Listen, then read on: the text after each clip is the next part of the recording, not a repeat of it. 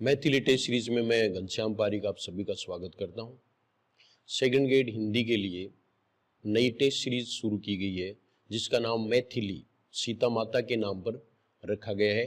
इसमें कुल 18 टेस्ट हैं जिनमें से दो प्रकार की टेस्ट हैं, एक तो हाफ टेस्ट और एक फुल टेस्ट। हाफ टेस्ट में 75 प्रश्न है, 75 क्वेश्चंस, और फुल टेस्ट है उसमें 150 प्रश्न है। पूरे सिलेबस को कवर किया गया है। ये टेस्ट सीरीज है वो केवल सेकंड ग्रेड के लिए नहीं बल्कि फर्स्ट ग्रेड या जो भी जिसमें व्याकरण के टॉपिक होते हैं उन सब के लिए उपयोगी है। चाहे आप कोई भी परीक्षा दे रहे हैं उनमें सब के लिए ये उपयोगी है। हाँ, ये जरूर है कि ये स्पेशली है वो सेकंड ग्रेड के पाठ्यक्रम पर आधारित है। पाठ्यक्रम को पूरा किया गया है। वो आप Telegram channel GS Hindi classes है वहाँ पूरा इसका वो देख सकते हैं कि कौन से दिन टेस्ट होगा और उसका पाठ्यक्रम क्या रहेगा। ये पहले से ही आपको बता दिया गया है। तो ये पहला टेस्ट है और पहला टेस्ट है वो आप जरूर देखें। इसका वीडियो सॉल्यूशन इंपॉर्टेंट है, प्रश्न इंपॉर्टेंट नहीं है। इसमें अभी जैसे इसका सॉल्यूशन है वो आपको 2-3 टॉपिक है उसके बारे में बताएगा। विकारी और अविकारी शब्द जैसे संज्ञा, सर्वनाम, विशेषण, क्रिया, अव्यय, ये सारे टॉपिक्स में आ जाएंगे। लिंग, वचन, काल, कारक, ये सभी है वो इसमें है। जिससे संबंधित आप प्रश्न है वो देख सकेंगे। तो प्रश्नों का यानी किस तरह से बनाया गया है वो प्रश्न परीक्षा में है ये आवश्यक नहीं है, बल्कि आप सॉल्यूशन में से प्रश्न आएंगे और सॉल्यूशन है वो इंपॉर्टेंट है। सॉल्यूशन में कोई भी चीज है वो छोड़ी नहीं गई है, बल्कि जो इंपॉर्टेंट है वो सारी शामिल कर दी गई है। एक दूसरी जो सबसे बड़ा इसका जो उद्देश्य है वो ये है कि जो भटकाव है, क्योंकि पाठ्यक्रम में आजकल जो भटकाव है वो ही तो सिलेक्शन में अटकाव है, इसलिए उसको दूर करने के लिए टेस्ट सीरीज लाई गई है। इसमें काम की चीजें हैं, फालतू जो मैटर है जो हम पढ़ते हैं और जिनसे हम कंफ्यूज होते हैं उसको हटा दिया गया है। इसका मतलब पहले आप पूरा पढ़ लें उसके बाद में टेस्ट दें। तो जीएस हिंदी क्लासेस को आपने सब्सक्राइब कर लिया होगा और जीएस हिंदी क्लासेस ही टेलीग्राम का नाम है जिससे आप जुड़ जाएं, आपको इस तरह की सूचनाएं हैं वो मिलती रहेंगी। तो इससे पहले वाला पार्ट है पार्ट फर्स्ट, जिसमें 1 से 40 तक प्रश्नों का सॉल्यूशन हम कर चुके थे। तो आज देखिए आगे 41 का प्रश्न देखिए। 41 का प्रश्न है रूप परिवर्तन के आधार पर शब्दों के भेद होते हैं। तो ये दो भेद होते हैं, एक तो होता है विकारी और दूसरा है अविकारी। ये अविकारी है, इसको अव्यय भी कहते हैं। जैसे एसआई जैसी एग्जाम है उनमें सब में ये टॉपिक है, विकारी और अविकारी शब्द। तो विकारी शब्द किसको कहते हैं? ऐसे शब्द जिनका रूप लिंग, वचन, काल, कारक, पुरुष आदि के अनुसार परिवर्तित हो जाता है, उन शब्दों को विकारी कहा जाता है।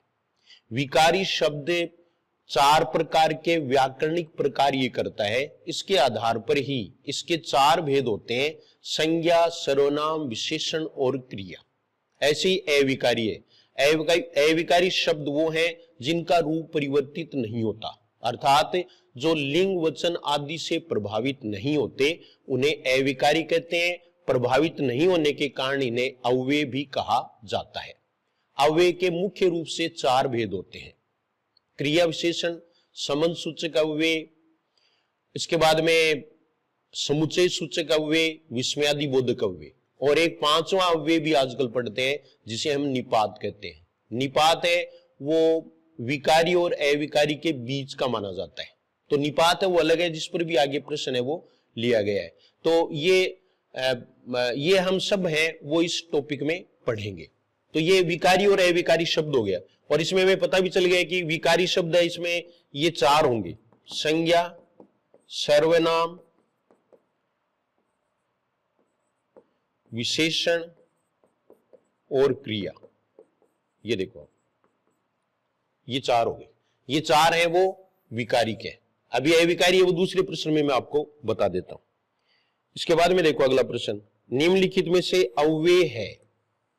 निम्नलिखित में से अव्यय है, अव्यय का मतलब अविकारी शब्द। तो अभी हमने पढ़ा संज्ञा नहीं है, विशेषण नहीं है, क्रिया नहीं है, ये तो विकारी के हैं। और क्रिया विशेषण है। अव्यय है वो क्या है, क्रिया विशेषण। अव्यय के जो 4 भेद है उनमें क्रिया विशेषण हो गया। दूसरा देखो संबंध सूचक अव्यय।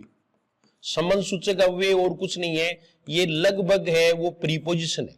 इंग्लिश में जो हम प्रीपोजिशन पढ़ते हैं वही संबंध सूचक अव्यय कहे जा सकते हैं। एग्जैक्टली नहीं है लेकिन इससे आपको फायदा होगा।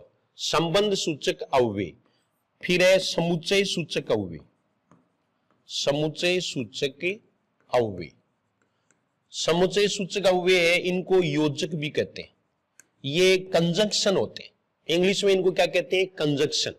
जो 2 पदों को या 2 शब्दों को या 2 वाक्यों को जोड़ने वाले होते हैं। और इसमें तीसरा है विस्मयादिबोधक। विस्मयादिबोधक है, विस्मयादिबोधक अव्यय। ये विस्मयादिबोधक अव्यय है, ये हमारे मनोविकारों को प्रकट करने वाले होते हैं। केवल हमारे जो मनोभाव है उनको प्रकट करने वाले, कि मन में घृणा है, तिरस्कार है, हर्ष है, शोक है, उनको प्रकट करने वाले होते हैं। जैसे अरे, हाय, आहा, ये सब आएंगे। तो ये इसमें आपको ध्यान में रखना है। थोड़ा थोड़ा जो है वो परिचय हम इसमें ले सकते हैं। देखो संज्ञा है, ये हमें या तो हमें कोई परिभाषा नहीं आती, अगर कोई परिभाषा आती है तो हमें संज्ञा आती है। संज्ञा की परिभाषा ही आती है, जैसे किसी व्यक्ति, वस्तु, स्थान, दशा या भाव के नाम को संज्ञा कहते हैं। तो संज्ञा के बारे में आगे हमें पूरी चर्चा कर लेंगे, ठीक है। और संज्ञा और सर्वनाम की विशेषता बताने वाले शब्द हैं वो विशेषण कहलाते हैं। विशेषण है वो संज्ञा की व्याप्ति को मर्यादित करने वाले शब्द होते हैं, उसको सीमित करने वाले होते हैं। और क्रिया है वस्तुओं के विषय में विधान करने वाले शब्द। ये पूछा हुआ है क्लर्क में, इसको आप नोट भी कर सकते हैं। वस्तुओं के विषय में विधान करने वाले शब्द, यानी विधेय होने वाले शब्द। वाक्य में जो विधेय बनते हैं वो क्या है, क्रिया है।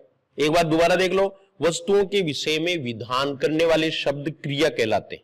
वैसे हम जनरली जो है वो परिभाषा क्या लेते हैं कि जिन शब्दों में कार्य का होना या करना पाया जाए उन्हें हम क्रिया कहते हैं। जैसे आना, जाना, सोना, करना, पढ़ना, लिखना, पीना, ये सब है, खाना, ये सब क्या है, ये क्रियाएं हैं। ये सामान्य रूप है क्रिया का। क्रिया विशेषण है वो विधान करने वाले शब्दों की विशेषता बताने वाले शब्द।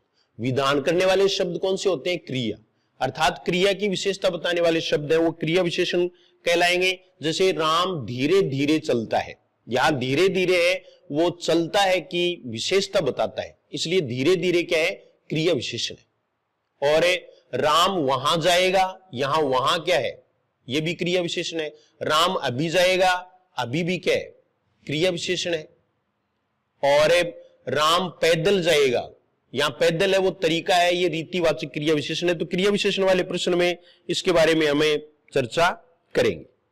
तो ये मोटे रूप से आपको बता दिया कि विकारी और अविकारी शब्द। इसके बाद में देखो संज्ञा के मुख्यतः भेद होते हैं, ये 3। वैसे कामता प्रसाद गुरु हैं, उन्होंने 2 भेद माने हैं।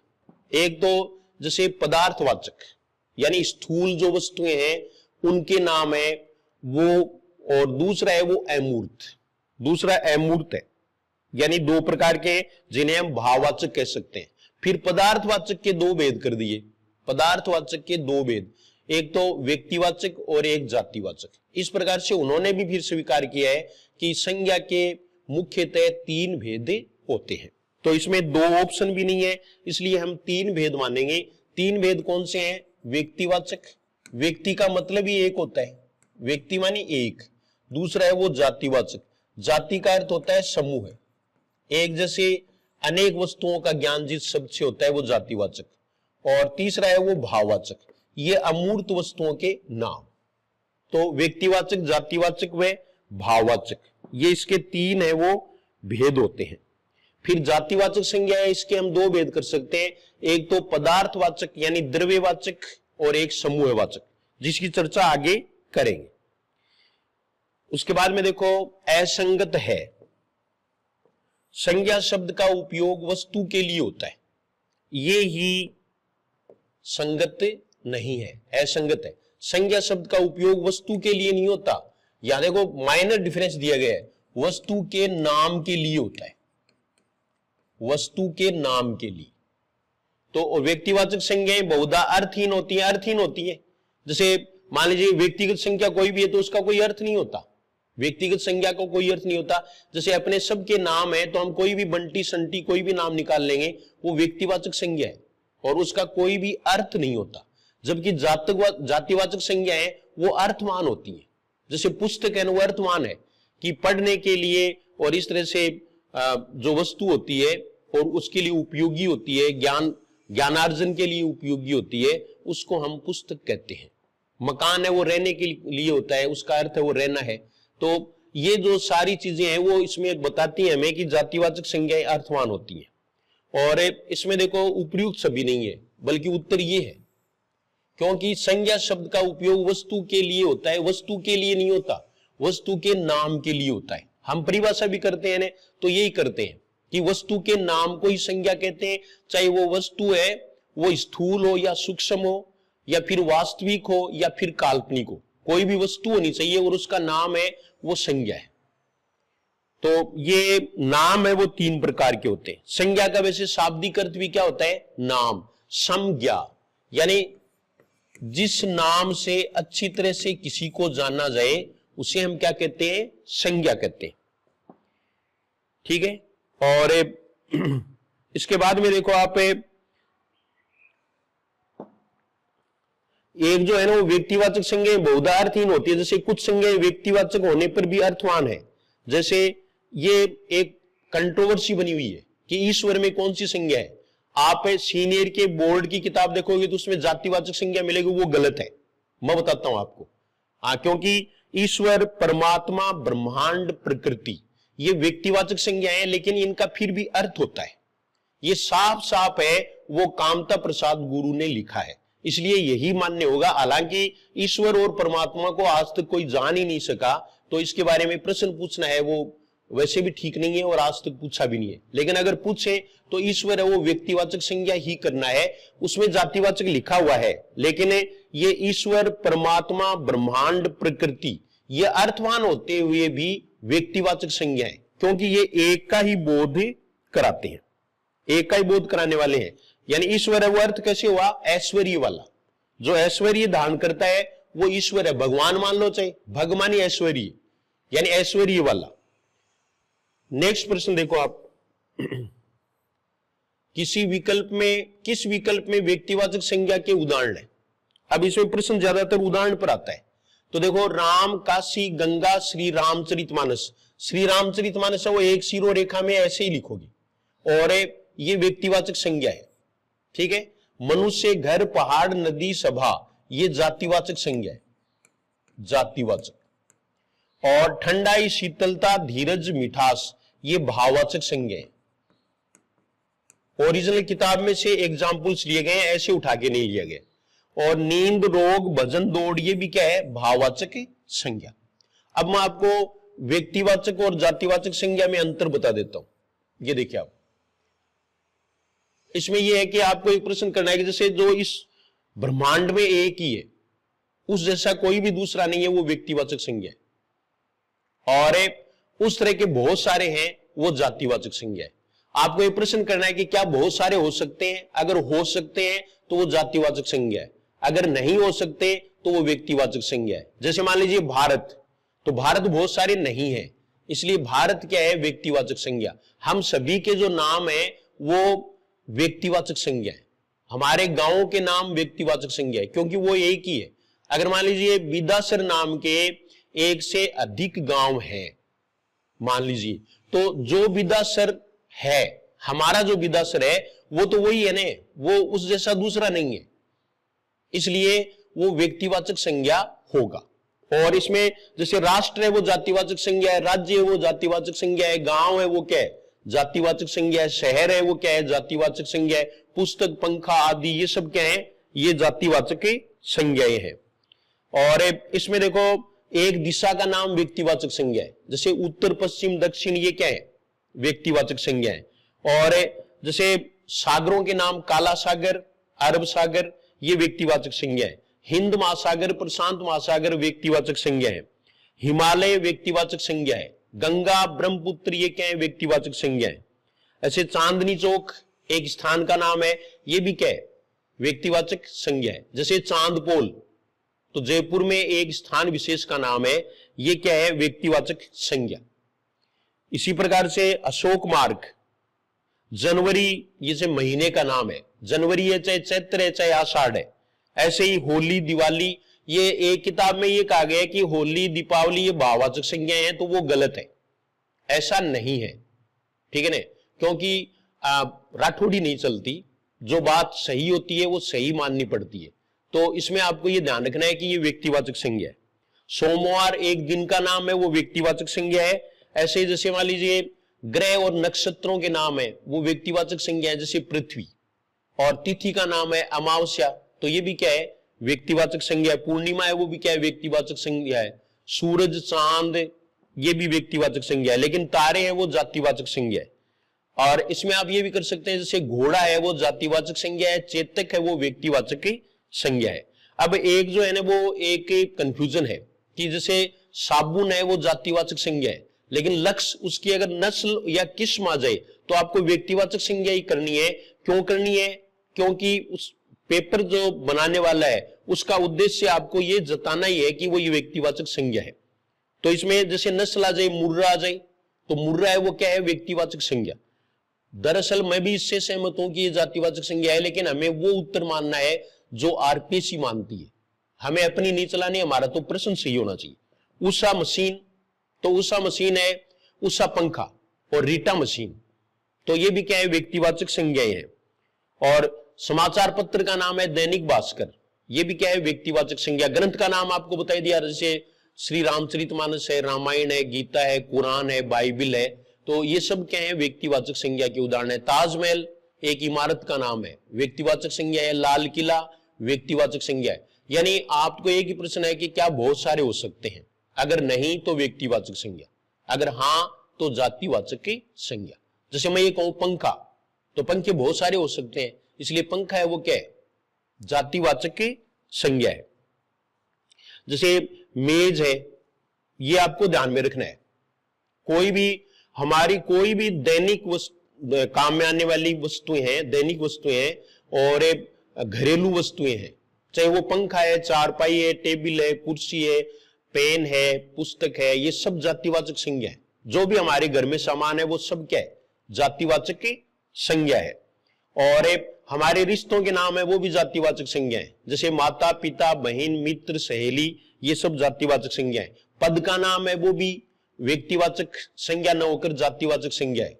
जैसे मंत्री है, चाहे वो प्रधानमंत्री एक ही है, लेकिन एक तो भारत का ही है, और भी तो देशों के प्रधानमंत्री हैं, उनका सम्मेलन भी बुलाया जाता है। इसलिए मंत्री, प्रधानमंत्री, राष्ट्रपति, ये राज्यपाल, ये सब भी क्या है? जातिवाचक संज्ञा है। हमारे अंगों के नाम है, चाहे नाक एक ही है, लेकिन हमारी थोड़ी औरों की भी है। हमारी बचनी चाहिए तो औरों की कटनी थोड़ी चाहिए, तो इसलिए नाक है वो भी क्या है? जातिवाचक संज्ञा है। लड़का है वो भी जातिवाचक संज्ञा है। शिक्षक जातिवाचक संज्ञा है। एक जो प्राकृतिक आपदाएं हैं वो भी सब जातिवाचक संज्ञाएं हैं, जैसे भूकंप है, बिजली है, तूफान है, वर्षा है, ये भी जातिवाचक संज्ञा में काउंट किए जाएंगे।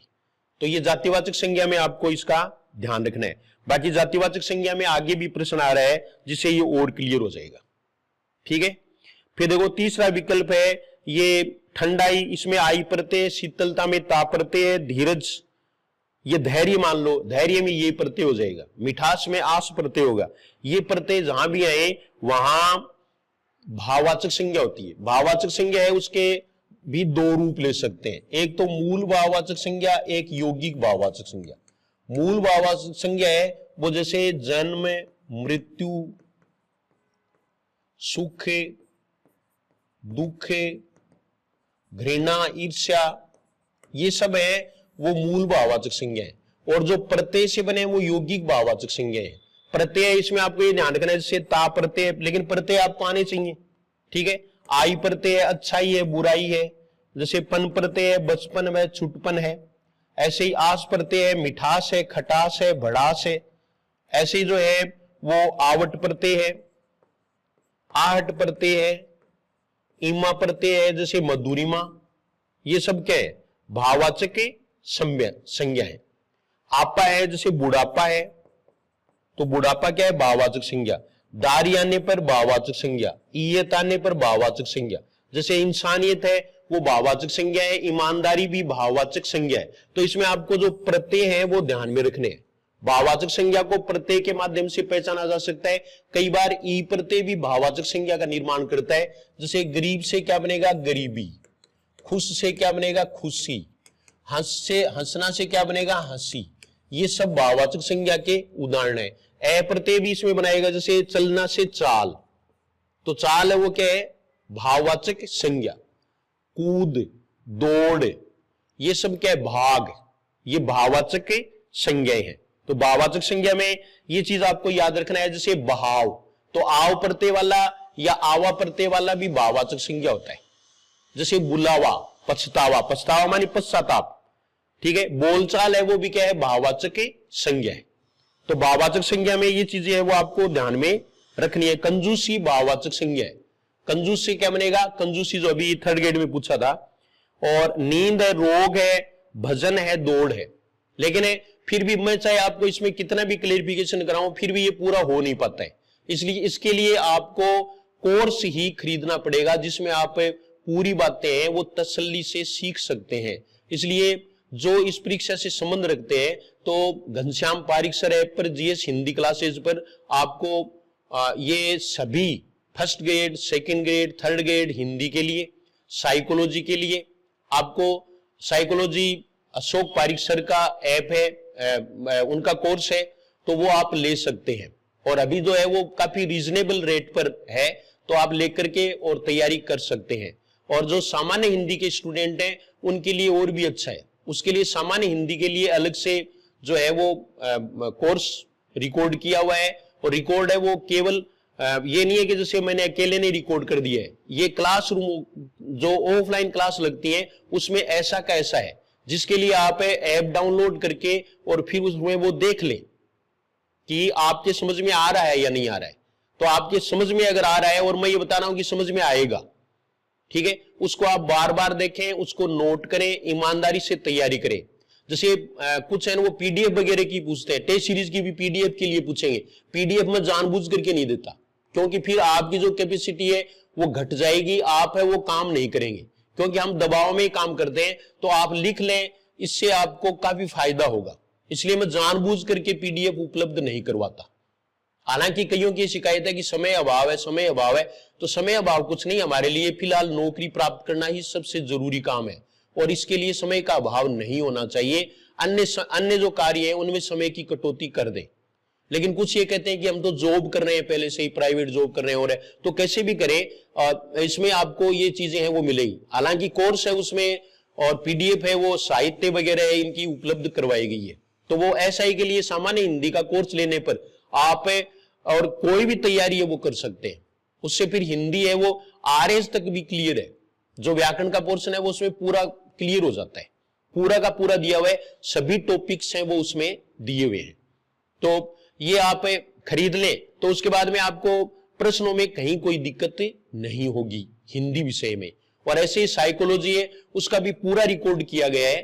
और आप जानते भी होंगे कि अशोक पारिक सर है, वो कितने चर्चित टीचर है, उनका कोर्स उपलब्ध है, तो वो भी आप ले सकते हैं। अब अगला जो प्रश्न देखो, जैसे ठंडाई में मैंने क्यों बता दिया कि भाववाचक संज्ञा, क्योंकि आई प्रत्यय है। शीतलता में कौन सा है, ता प्रत्यय है। ऐसे देखो ये प्रत्यय होता है ना, जैसे धैर्य, सौंदर्य, ये भाववाचक संज्ञा के उदाहरण होते हैं। मिठास, खटास, ये आस प्रत्यय वाले होते हैं, ठीक है। फिर अगला प्रश्न देखो, द्रव्यवाचक संज्ञा के उदाहरण है। कुछ है ना वो संज्ञा के 5 भेद भी मानते हैं। जैसे 3 तो ये हो ही गए, व्यक्तिवाचक, जातिवाचक और भाववाचक संज्ञा, और 2 भेद है वो द्रव्यवाचक और समूहवाचक। तो वैसे द्रव्यवाचक और समूहवाचक है वो जातिवाचक संज्ञा के उपभेद है। और इसमें आपको ये ध्यान में रखना है कि पहला उत्तर आपको द्रव्यवाचक संज्ञा ही करना है। जैसे मान लीजिए ये पूछ लें कि लोहा में कौन सी संज्ञा है, तो लोहा में जातिवाचक संज्ञा है, लेकिन ये पहला उत्तर नहीं है। पहला उत्तर क्या होगा, द्रव्यवाचक संज्ञा होगा। तो इसमें ये देखो आप, लोहा, अनाज, पानी, ये द्रव्यवाचक संज्ञा है। घी, तेल, ये सब है वो द्रव्यवाचक संज्ञाएं हैं। परिवार, गुच्छा, झुंड, ये समूहवाचक है। समूहवाचक है वो हिंदी में व्याकरण में कुछ अलग टर्म है। जिसमें शब्द एक ही होता है लेकिन उसमें सदस्य अनेक होते हैं या वस्तुएं अनेक होती है। जैसे परिवार है, गुच्छा है, झुंड है, कक्षा है। कक्षा ले लो, चाहे आप भीड़ ले लो, जनता ले लो, ये सब क्या है, समूहवाचक है। तो समूहवाचक में आपको ये ध्यान में रखना है। सभा है, समिति है, इनको भाववाचक संज्ञा भी मानते हैं लेकिन पहले इनको समूहवाचक ही मानना चाहिए। कुर्सी, पुस्तक, तालाब, ये जातिवाचक संज्ञा है, ये जातिवाचक। यहां आपको एक अंतर करना है, किसमें, जातिवाचक में और द्रव्यवाचक में। ये द्रव्यवाचक है ही, तो दोनों में ये अंतर है। जैसे लोहा है, वो क्या है, द्रव्यवाचक संज्ञा है, और लोहे की बनी कोई वस्तु है तब वो क्या हो जाएगी, जातिवाचक संज्ञा। आप इसको ऐसे समझे कि जैसे कागज, तो कागज है वो द्रव्यवाचक संज्ञा है, लेकिन कागज से क्या बनी, पुस्तक, तो पुस्तक है वो द्रव्यवाचक नहीं है, वो जातिवाचक है। कहने का मतलब काठ है, वो काठ या लकड़ी जातिवाचक संज्ञा नहीं है बल्कि द्रव्यवाचक संज्ञा है, और कुर्सी और मेज है वो क्या है, वो जातिवाचक संज्ञा है। ये दोनों में आप अंतर कर सकेंगे। तो इसमें ये उत्तर द्रव्यवाचक संज्ञा की उदाहरण ये 2 नंबर वाला हो जाएगा। उसके बाद में देखो, यशोदा हमारे घर की लक्ष्मी है। इसमें वाक्य में लक्ष्मी शब्द है, ये लक्ष्मी लक्ष्मी के लिए नहीं है। जैसे मान लीजिए ये वाक्य होता कि लक्ष्मी 5वीं कक्षा में पढ़ती है, तो यहां लक्ष्मी है वो क्या है, व्यक्तिवाचक संज्ञा होती। अगर ये होता कि विष्णु की पत्नी का नाम लक्ष्मी है तो भी व्यक्तिवाचक संज्ञा होता। देवताओं के जितने भी नाम है वो व्यक्तिवाचक संज्ञा है, चाहे ब्रह्मा, विष्णु, महेश, कोई भी, हनुमान जी, कुछ भी है, तो वो क्या है, व्यक्तिवाचक संज्ञा है। लेकिन इसमें लक्ष्मी है वो विशेषता बताने के लिए, उपमा देने के लिए प्रयुक्त हुआ है, तो ये जातिवाचक संज्ञा है। लक्ष्मी यहां पर क्या है, जातिवाचक संज्ञा है। जैसे मान लीजिए वह तो जयचंद निकला, तो जयचंद, एक तो जयचंद है वो देशद्रोही था, तो यहां जयचंद व्यक्तिवाचक संज्ञा है। लेकिन इसमें जयचंद जब तुलना कर लेंगे तब क्या हो जाएगा, जातिवाचक संज्ञा। एक बहुवचन बना दें तो भी जातिवाचक होगा। जैसे अभी भी जयचंदों की कमी नहीं है, तो जयचंदों, हरिश्चंद्रों, ये बहुवचन बना देते हैं, वो भी जातिवाचक संज्ञा बन जाता है। तो ये हमें इसमें ध्यान रखना है। जैसे ये देखिए आप, गांधी अपने समय के कृष्ण थे, गांधी अपने समय के कृष्ण थे, तो यहां गांधी है वो तो है व्यक्तिवाचक संज्ञा, और कृष्ण है वो जातिवाचक संज्ञा है। दूसरे देखो, ये सब कैसे अच्छे पहरावे हैं, ओरिजिनल किताब से बता रहा हूं आपको, पहरावे या पहनावे, तो ये बहुवचन बन गया, ये जातिवाचक संज्ञा, ये क्या होगा, जातिवाचक संज्ञा। एक इसमें कुछ उदाहरण है वो आप और नोट कर लीजिए जहां इस तरह की बातें, कऊ रावण रावण जग केते,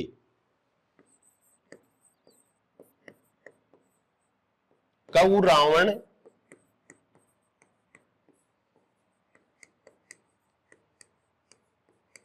इसमें ये रावण पहला है वो तो व्यक्तिवाचक संज्ञा है, और दूसरा है वो है जातिवाचक संज्ञा, ये जातिवाचक संज्ञा।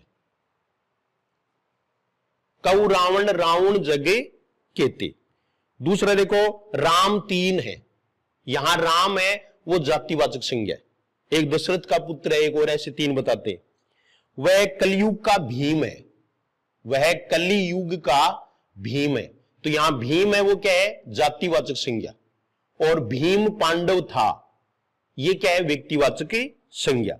जैसे हम ये कह देते हैं कि उदयपुर राजस्थान का कश्मीर है, तो यहां कश्मीर है वो क्या होगा, जातिवाचक संज्ञा, और कश्मीर है वो केंद्र शासित प्रदेश है, तब ये व्यक्तिवाचक संज्ञा है।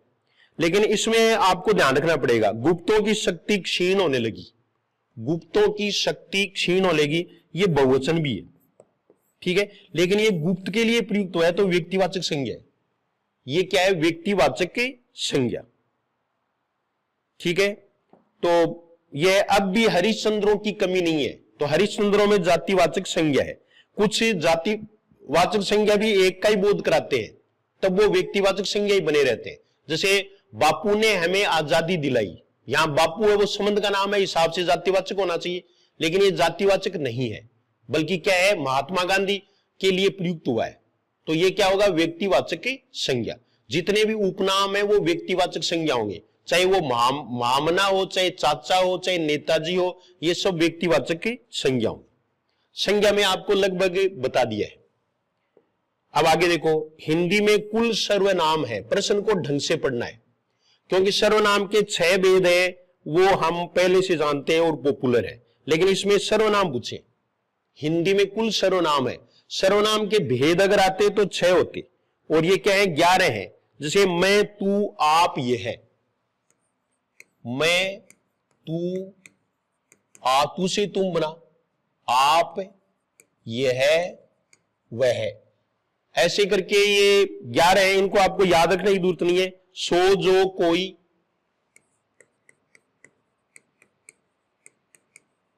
सो, जो, कोई, कुछ, कौन, क्या। कुछ, कौन, क्या, ये देखो आप। तो ये 11 सर्वनाम है, वो मूल सर्वनाम माने जाते हैं। हिंदी में कुल सर्वनाम है, फिर ये इससे बनते रहे। ये आप सर्वनाम है ना, वो मूल रूप से निजवाचक है, ये आपको ध्यान रखना है। हाँ, इसको बाद में जो है ना, वो हमने मध्यम पुरुष के रूप में लिया है। तो ये 11 हो गई, ठीक है। सर्वनाम के 6 भेद हैं, वो आपको पता है। भेद और उदाहरण में से प्रश्न पूछते हैं। तो सर्वनाम में के देखो 6 भेद हैं। वो पहला है पुरुषवाचक सर्वनाम। ये पुरुषवाचक सर्वनाम है, इसके 3 भेद होते हैं। कौन से? उत्तम पुरुषवाचक, मध्यम पुरुषवाचक और अन्य पुरुषवाचक। ये अन्य पुरुषवाचक है, इसको प्रथम पुरुषवाचक कहते हैं। ये प्रथम पुरुष। उत्तम वाले में खुद के लिए, वक्ता के लिए प्रयुक्त होता है, वक्ता या पाठक के लिए, मैं या हम या इससे बनने वाले शब्द, हमारा, हमें, जो भी है। मध्यम पुरुष है वो तू, तुम, आप। इनमें क्रियाओं का ध्यान रखना चाहिए। आप है वो एक वचन भी होता है, यानी आदर के लिए, एक के लिए भी प्रयुक्त कर सकते हैं, और बहुवचन भी होता है। तुम है वो बहुवचन भी होता है। तू है वो हमेशा एक वचन ही होता है। इसके साथ में हमेशा रूढ़ क्रिया का प्रयोग होता है, जैसे तू चल, तू खा। और इसमें ओ क्या है कि तुम घर जाओ। लेकिन आप यहां बैठ जाओ, ये गलत वाक्य है। आप यहां बैठ जाइए या आप यहां बैठे। आपके साथ में हमेशा प्लुरल यानी बहुवचन क्रिया का प्रयोग करना चाहिए। ये वाक्य शुद्धिकरण में भी पूछ लेते हैं, तो इसमें आपको ये चीज है वो ध्यान में रखनी पड़ेगी। तो ये सर्वनाम के बारे में आपको बताया। सर्वनाम में और भी मैं आपको बता देता हूं कि सर्वनाम संज्ञा के स्थान पर प्रयुक्त होने वाले शब्दों को सर्वनाम कहते हैं, या नाम के बदले जो प्रयुक्त होते हैं वो सर्वनाम कहलाते हैं। और सर्वनाम का अर्थ है सबका नाम। जैसे मैं है वो किसी एक व्यक्ति का नाम नहीं है, बल्कि सब है वो अपने लिए मैं का प्रयोग कर सकते हैं, इसलिए इसको सर्वनाम कहते हैं। तो ऐसे ये पुरुषवाचक सर्वनाम था। इसके बाद में दूसरा देखो, निश्चयवाचक सर्वनाम। ये निश्चयवाचक सर्वनाम है, इसका ही दूसरा नाम संकेतवाचक है, संकेतवाचक। और ये इसमें आप यह है वह है ये ले, दिस दैट, ये वह शब्द वो परेशान कर सकता है। इसमें आपको ये याद रखना है कि जैसे वह पंखा है, वह कैमरा है, यह पेन है, यह बोर्ड है, ऐसे संकेत करके करते हैं, वो संकेतवाचक सर्वनाम निश्चयवाचक सर्वनाम होता है। निश्चयवाचक सर्वनाम में इस और उस भी हो सकता है, और इनके बहुवचन रूप भी हो सकते हैं, जैसे ये और वे। ये गाय हैं, वे भैंसे हैं। तो ये जो है ना वो निश्चयवाचक सर्वनाम होगा, ठीक है। और दूसरा देखो अनिश्चयवाचक सर्वनाम। अनिश्चय में कोई,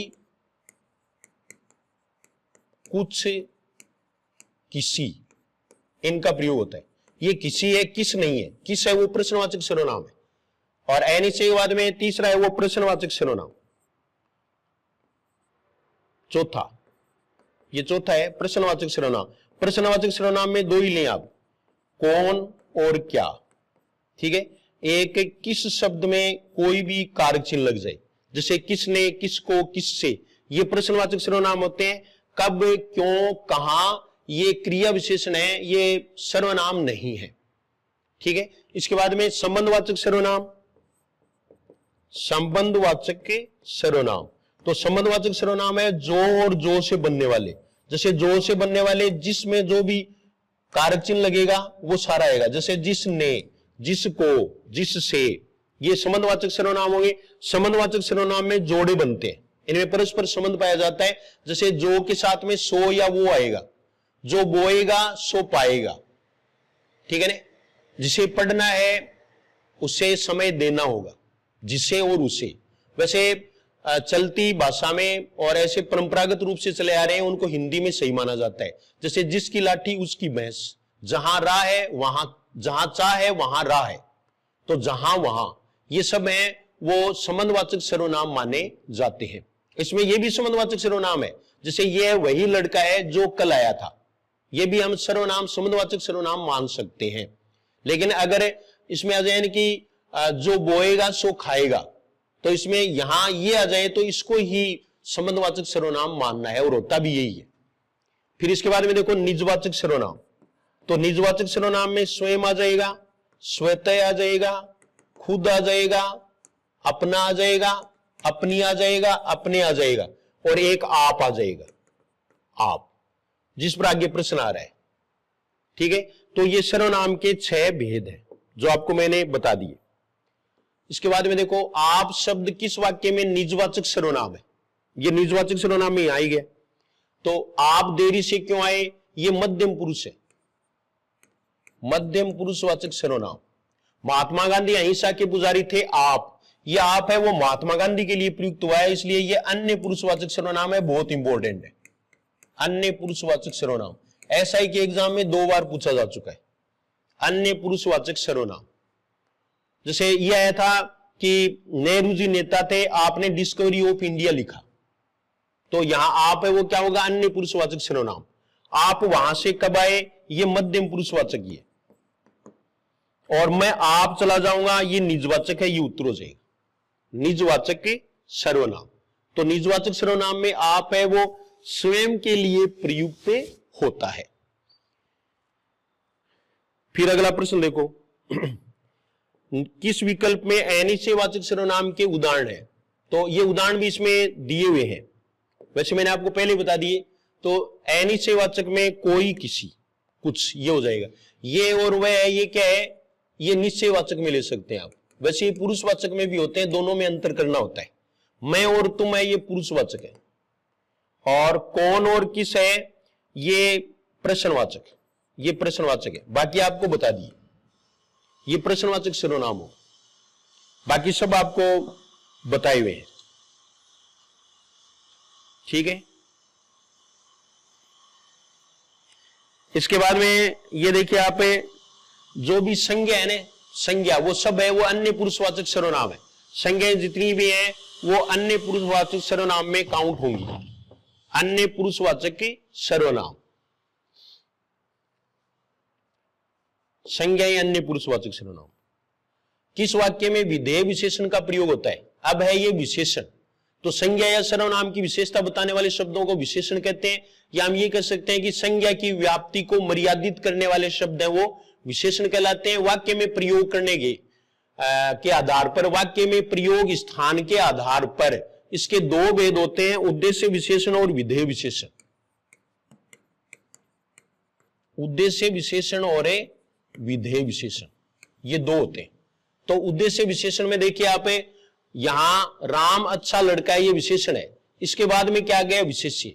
तो विशेष्य से पहले प्रयुक्त होता है वो उद्देश्य विशेषण है, ये उद्देश्य विशेषण है, इसको विशेष्य विशेषण भी कहते हैं, विशेष्य विशेषण ये भी कहते हैं। तो राम अच्छा लड़का है, तो यहां अच्छा है वो क्या हो जाएगा, विशेषण हो जाएगा, कौन सा, उद्देश्य विशेषण। राम सुंदर है, राम की विशेषता सुंदर शब्द होता है, तो विशेष्य पहले आ गया। ये देखो, ये विशेष्य पहले है और विशेषण बाद में है। तो विशेषण अगर बाद में आता है तो विधेय के रूप में होता है, ये विधेय विशेषण है। सुंदर पक्षी उद्देश्य विशेषण है। मेधावी लड़का, ये घ नहीं होता, ध होता है, तो मेधावी, वी प्रत्यय होता है इसमें, मायावी मेधावी, तो ये जो है वो ये भी उद्देश्य विशेषण है। सुंदर पक्षी है वो भी क्या है, उद्देश्य विशेषण है। तो पहले आएगा वो उद्देश्य और बाद में आएगा वो विधेय है। इसके बाद में देखो, व्यक्तिवाचक विशेषण का उदाहरण है। वैसे हमें विशेषण के 5 भेद आजकल मानते हैं, पहले 4 ही मानते थे, जिसमें गुणवाचक विशेषण, संख्यावाचक विशेषण, परिमाणवाचक विशेषण, और चौथा है वो सार्वनामिक विशेषण, और 5वां है वो व्यक्तिवाचक विशेषण। व्यक्तिवाचक विशेषण वो होते हैं जो व्यक्तिवाचक संज्ञा से बने हैं या स्थानों के नाम से बने हैं, ये मान लो आप। जैसे बीकानेरी है, जैसलमेरी है, बनारसी है, बनारसी साड़ी, बीकानेरी भुजिया, ये सब क्या है? व्यक्तिवाचक विशेषण है। अगर व्यक्तिवाचक है वो विकल्प में नहीं आता है तो गुणवाचक विशेषण करना है, फिर ये क्या बनेगा? गुणवाचक विशेषण। तो इसमें देखो व्यक्तिवाचक विशेषण का उदाहरण है तो मीठा, पुराना, मोटा, ये गुणवाचक विशेषण है। ये तो क्या हो जाएगा? गुणवाचक विशेषण। ये गुणवाचक विशेषण। एक, प्रथम, दुगुना, ये स्थानवाचक।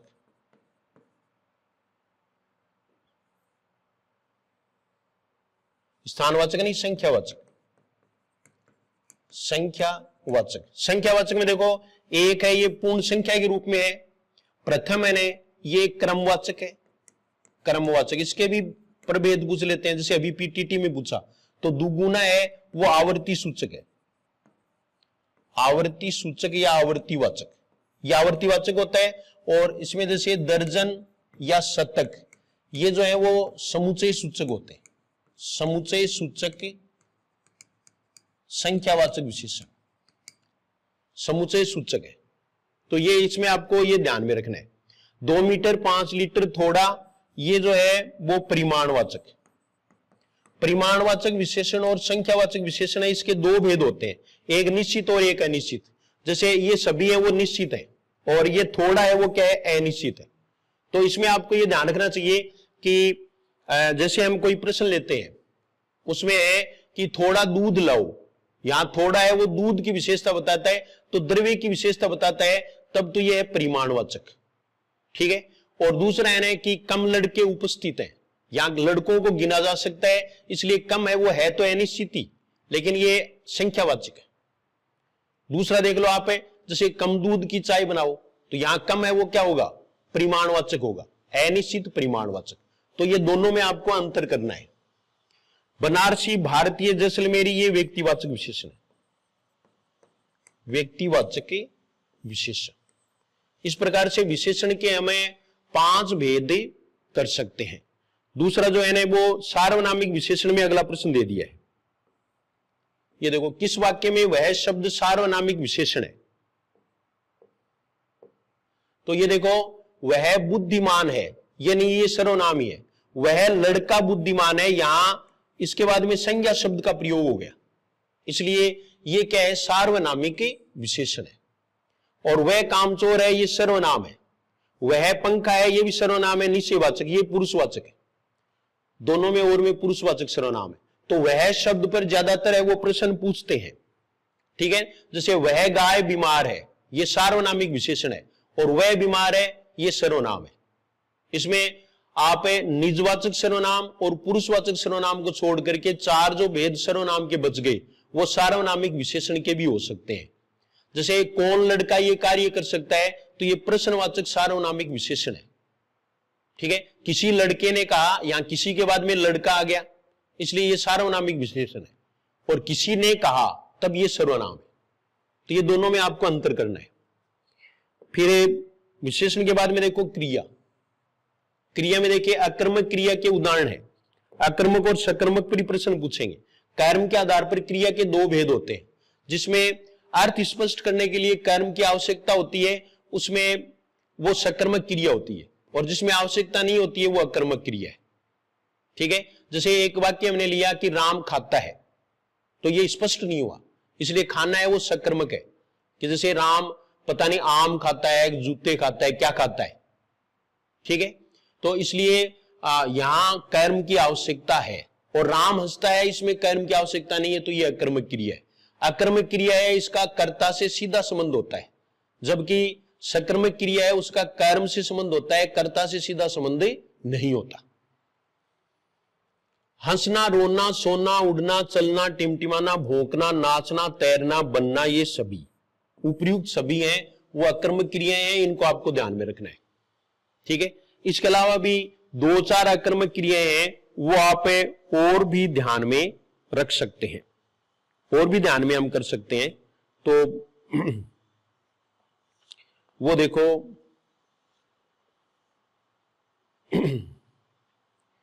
आकर्मक क्रिया के उदाहरण में ये दो चार और लिख लो, जैसे आना जाना, दौड़ना, चलना, फिरना, घूमना, रेंगना, ये आकर्मक क्रियाएं हैं। और जैसे जमना, चहकना, चहकना बहुत इंपॉर्टेंट है। जैसे पशु पक्षियों की बोली वाली क्रियाएं हैं वो सब प्राय आकर्मक होती हैं, जैसे किटकिटाना, हिन हिनाना, ये सब क्या है? आकर्मक क्रियाएं हैं। और इसके अलावा देखो, रहना आकर्मक क्रिया है, सुधरना आकर्मक क्रिया है, पहुंचना आकर्मक क्रिया है, होना आकर्मक क्रिया है, निकलना है वो आकर्मक क्रिया है, नाचना है वो आकर्मक क्रिया है। तो नाचना तो इसमें आ ही गया, ठीक है। सकर्मक क्रियाएं वो भी आप थोड़े इसमें ध्यान रख सकते हो, जैसे खाना पीना, लिखना पढ़ना, लेना देना, खरीदना, बेचना, ये सब है वो क्या है? सकर्मक क्रियाएं हैं। इसमें जैसे हंसना आकर्मक क्रिया है, इसको अगर सकर्मक बनाना है तो आ की मात्रा बीच में जोड़नी पड़ेगी, हंसाना। रोना से रुलाना, ठीक है, तो ये सकर्मक क्रियाएं बन जाएंगी। और कुछ क्रियाएं वो आकर्मक व सकर्मक दोनों होती हैं, जैसे खुजलाना या लजाना, ललचाना, घिसना, भरना। भरना में देखो, आप भरना से समझ सकते हो, ठीक है ना। जैसे नौकर पानी भरता है, ये सकर्मक क्रिया है, और घड़ा बूंद बूंद से भरता है, ये अकर्मक क्रिया है। तो अकर्मक और सकर्मक दोनों हो सकते हैं। ऐसे तो आजकल जो है ना वो प्रसिद्ध क्रियाएं सकर्मक, उनको भी अकर्मक के रूप में प्रयुक्त कर देते हैं। जैसे राम शाम को खेलता है, यहां अकर्मक क्रिया है, खेलता है। और राम फुटबॉल खेलता है, ये सकर्मक है, ऐसा मान लेते हैं। हालांकि ये मानना ज्यादा सही नहीं है। और ये जो अकर्मक और सकर्मक है, इन क्रियाओं के अलावा एक सकर्मक का एक भेद और है। एक तो एक कर्मक होती है और एक होती है द्विकर्मक क्रिया। द्विकर्मक क्रिया है वो पूछते ही रहते हैं, जैसे देना और देनार्थ वाली में द्विकर्मक क्रिया करनी है, संप्रदान के चक्कर में नहीं पढ़ना है आपको, ठीक है। जैसे देना प्रदान करना, ये है। अध्यापक बच्चों को वेद पढ़ाता है, यहां कौन और किसे दोनों का उत्तर आएगा, कौन और किसे दोनों का उत्तर आए तब द्विकर्मक क्रिया होती है, ठीक है। जैसे अध्यापक बच्चों को क्या पढ़ाता है? वेद। दूसरा है अध्यापक के किसे पढ़ाता है? तो बच्चों को, किन्हें मान लो आप बहुवचन में। तो ये सब है वो द्विकर्मक क्रिया के उदाहरण है। फिर एक क्रिया के दो भेद होते हैं रचना के आधार पर। एक तो रूढ़ क्रिया, जैसे चल बैठ जा, इनमें अगर ना का प्रयोग करते हैं तो सामान्य क्रिया बन जाती है। और एक होती है यौगिक क्रिया। यौगिक क्रिया उसके चार भेद होते हैं, वो चारों इसमें लिए गए हैं। प्रश्न के आप डिजाइन देख सकते हैं, ये देखिए आप, प्रेरणार्थ क्रिया, तो ये यौगिक क्रिया का एक भेद है, यौगिक क्रिया, ठीक है। तो इसमें किशोर रोने लगा, ये संयुक्त क्रिया है। संयुक्त क्रिया वो होती है जिसमें दो क्रियाएं हो, जैसे रोना लगना, और दूसरी क्रिया का अर्थ नहीं हो। ये दूसरी क्रिया है, ये रंजक क्रिया है, इसको रंजक क्रिया कहते हैं, ठीक है। यानी संयुक्त क्रिया में पहली क्रिया मुख्य क्रिया होती है और दूसरी क्रिया है वो रंजक क्रिया होती है। रंजक क्रिया का शब्दकोश ये अर्थ नहीं होता। बाप लड़के से चिट्ठी लिखवाता है, ये प्रेरणार्थ क्रिया है, ठीक है, क्योंकि इसमें बाप है वो तो है प्रेरक करता, और लड़के ये है प्रेरित करता, जिसमें प्रेरक करता और प्रेरित करता दोनों हो। जब कर्ता स्वयं कार्य न करके किसी को कार्य करने के लिए प्रेरित करता है, तब उसमें प्रेरणार्थ क्रिया होती है। वैसे इसमें वाना और आना है, लिखाना और लिखवाना। तो ये लिखाना है, ये प्रथम प्रेरणार्थ क्रिया है, और लिखवाना है ये द्विप्रेरणार्थक या द्वितीय प्रेरणार्थक क्रिया मानी जाती है। आप तो ये इतना याद रख लें, वाना और आना, ज्यादा चक्कर में नहीं पड़ना है। उसने सन्मार्ग अपनाया, ये अपनाया है वो सर्वनाम से बनाया है, तो ये नाम धातु है। ये देखो आप, नाम धातु क्रिया है, उसमें आपको ध्यान रखना है। जैसे संज्ञा सर्वनाम और विशेषण को नाम कहते हैं, और इनसे बनने वाली क्रिया को नाम धातु कहते हैं, ठीक है। नाम धातु का निर्माण क्रिया से नहीं होता, संज्ञा से, सर्वनाम से और विशेषण से होता है। जैसे 60 है वो विशेषण है, तो सठियाना ये नाम धातु है।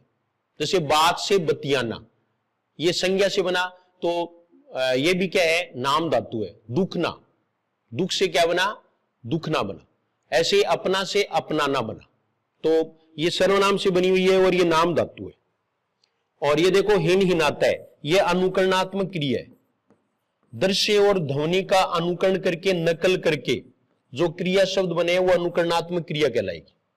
जैसे ये देखिए, हिन हिनाना है, भौंकना है, थूकना है, चहकना है, चमकना है, झिलमिलाना है, टिमटिमाना है, ये अनुकरणात्मक क्रियाएं हैं। अनुकरणात्मक क्रिया में जैसे थपथपाना और खटखटाना, इनको छोड़ करके प्राय अनुकरणात्मक क्रियाएं वो अकर्मक होती है।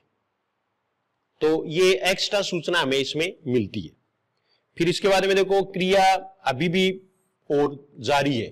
पूर्वकालिक क्रिया वाला वाक्य है, तो ये पूर्वकालिक क्रिया है, इसमें आपको तीनों क्रियाएं समझा दी है, ज्यादा आपको चक्कर में नहीं पड़ना है। तो अब तक जो क्रिया है ना, कर्मक और सकर्मक, उसका संबंध है वो तो समापिका क्रिया से, यानी जिस क्रिया से वाक्य समाप्त होता है उससे समापिका क्रिया कहते हैं, और जो बीच में प्रयुक्त होती है ना क्रिया, वो असमापिका होती है। असमापिका क्रिया ही पूर्वकालिक क्रिया है। इसमें ये देखो, आप बालक पढ़कर सो गया, कर जिसमें आ जाए वो पूर्वकालिक क्रिया है, तो ये उत्तर हो जाएगा। बालक पढ़कर सो गया, यहां पढ़ना और सोना तो पढ़ना है वो पूर्व काल में हुआ। भारत ने अनेक लड़ाइयां लड़ी, ये लड़ाई है, इससे ये क्रिया बनी, तो ये सजातीय क्रिया है, सजातीय क्रिया, और ये सजातीय कर्म है, सजातीय कर्म। वह खाना खाते हुए पढ़ रहा था, ये अपूर्णकालिक क्रिया है, जिसमें काम पूरा नहीं हुआ। वह खाना खाते ही सो गया, ये तात्कालिक क्रिया है। दूसरा काम है वो तत्काल हुआ है। ये सभी हैं वो असमापिकाएं हैं, असमापिका क्रिया, ये असमापिका क्रिया के उदाहरण है। उसके बाद में देखो, क्रिया विशेषण से संबंधित प्रश्न है। ये देखिए आप, यहां से फिर अव्यय शुरू हो जाते हैं। प्रत्येक टॉपिक को बहुत ही जो है वो संक्षेप में और जो जरूरी है परीक्षा के लिए उस हिसाब से लिया गया है। ठीक है, तो आप तो है ना वो एक ही करें, जीएस हिंदी क्लासेज को सब्सक्राइब कर लें, और जो टेलीग्राम है उससे आप जुड़ जाएं, उसका नाम भी जीएस हिंदी क्लासेज है। आपको जुड़ना आता होगा, किसी दूसरे से पूछ लें, कईयों को जुड़ना नहीं आता है। कई कमेंट्स आते हैं कि सर हमें जुड़ना नहीं आता।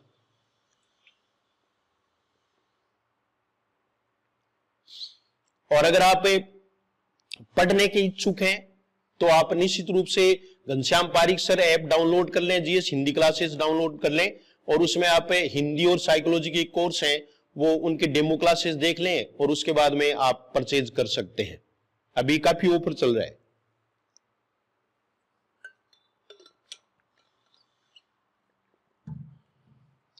अगला प्रश्न देखो, रीतिवाचक क्रिया विशेषण का प्रयोग हुआ है, वह अचानक आ गया। तो ये अचानक है वो रीतिवाचक क्रिया विशेषण है।